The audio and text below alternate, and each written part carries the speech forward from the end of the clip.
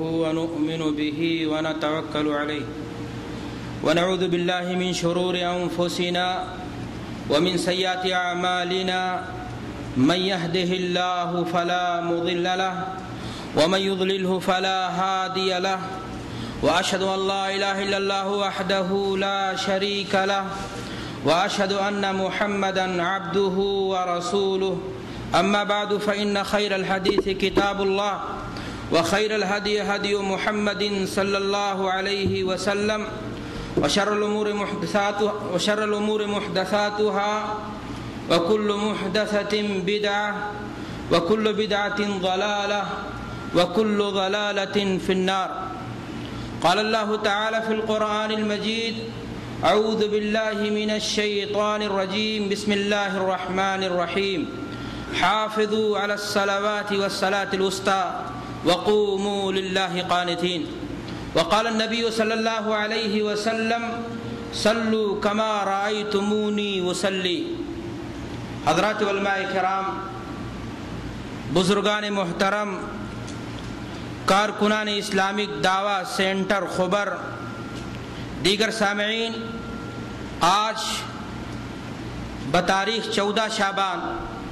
سن 1428 ہجری مطابق 27 اگست سن 2007 بروز سوموار بعد صلاۃ عشاء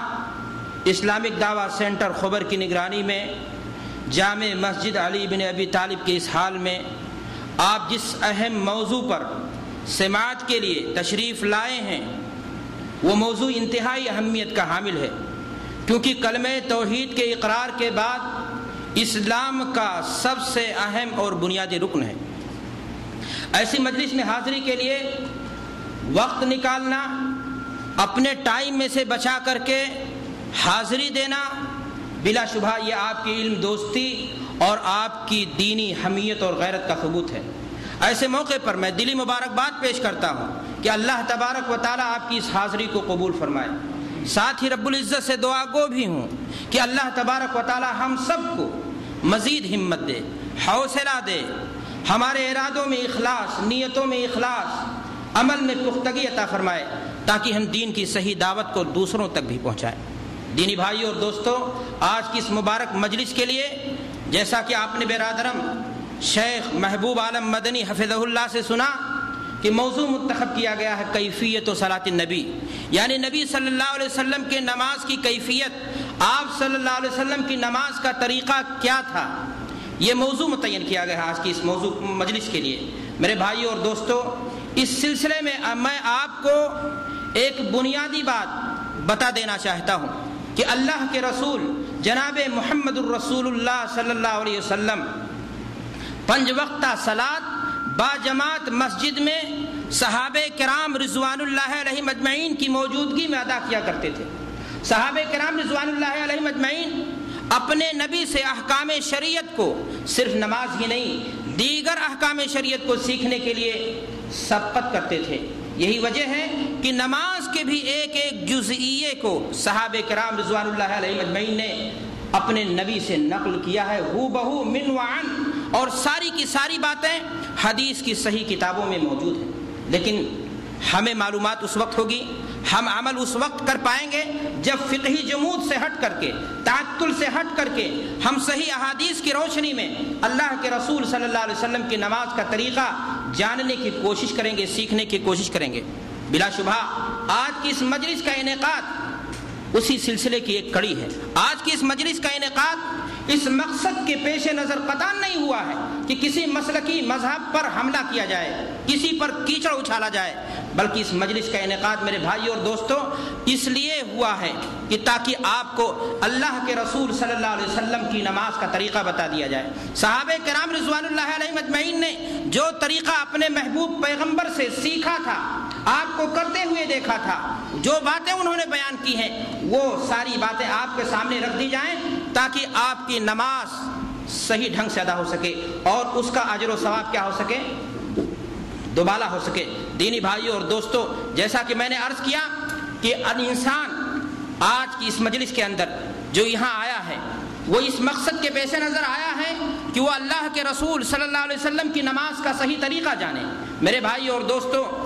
یاد رکھیں، میں نے آپ سے عرض کیا کہ کلمہ توحید کے اقرار کے بعد اسلام کا سب سے اہم اور بنیادی رکن نماز ہے، جو در حقیقت کلمہ توحید کے اقرار کا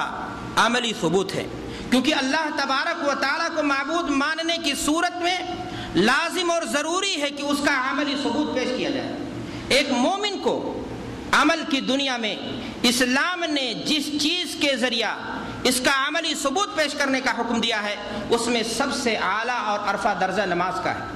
فرمان باری ہے، یا ایھا الذین آمنوا ارکعوا واسجدوا واعبدوا ربکم، اے لوگوں جنہیں ایمان کی دولت مل گئی ہے، تمہارا فرض بنتا ہے تم اللہ کے سامنے رکوع کرو، سجدہ کرو، اللہ کی بندگی بجا لاؤ۔ معلوم یہ ہوا کہ اسلام لانے کے بعد ایک مسلمان کی اولین ذمہ داری ہے کہ وہ نماز کا کیا ہو، پابند بنے، نماز کو قائم کرے، نماز کو جماعت کے ساتھ ادا کرے۔ اللہ کے رسول جناب محمد عربی صلی اللہ علیہ وسلم نے صلاۃ کو دین کا رکن بتایا ہے۔ اللہ کے رسول ارشاد فرماتے ہیں، بنی الاسلام علی خمس،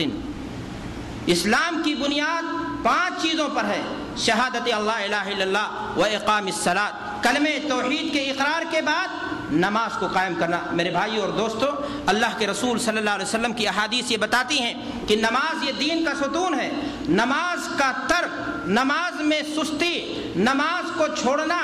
اللہ کے رسول صلی اللہ علیہ وسلم نے ایسے انسان کو کفر سے تشبیہ دیا ہے۔ اللہ کے رسول صلی اللہ علیہ وسلم ارشاد فرماتے ہیں، بین العبد والکفر ترک الصلاۃ، کہ آدمی کے درمیان اور کفر کے درمیان جو چیز خط امتیاز کھینچتی ہے وہ نماز ہے۔ ایک انسان اگر زندگی کے کسی موڑ پر نماز سے غافل ہو جائے، نماز نہ پڑھے، جان بوجھ کر کے نماز چھوڑے، ایسا شخص دین اور شریعت کی نگاہ میں اسلام سے کیا ہوتا ہے، خارج ہو جاتا ہے۔ میرے بھائیوں اور دوستوں، جتنے بھی نبی اس دنیا کے اندر آئے، سارے نبیوں نے اپنے ماننے والوں کو نماز کی تاکید کی۔ جو بھی نبی آئے، اللہ نے انسانیت کی ہدایت کے لیے جتنے بھی نبی بھیجے، قرآن مجید کے مطالعے سے یہ بات واضح ہو جاتی ہے۔ نماز کی اہمیت کا اندازہ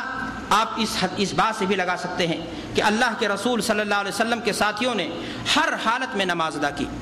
جنگ ہو، سفر ہو، کوئی بھی حالت ہو، کوئی بھی شکل ہو، لیکن نماز کسی حالت میں معاف ہو جائے ایسا ممکن نہیں ہے۔ یہ ممکن ہے کہ تعداد رکعات میں کمی ہو جائے، یہ بھی ممکن ہے کہ آپ پاک کپڑا نہ پائیں تو ناپاک کپڑے کے ذریعے نماز پڑھیں، یہ بھی ممکن ہے کہ قبلہ آپ سمت بھول جائیں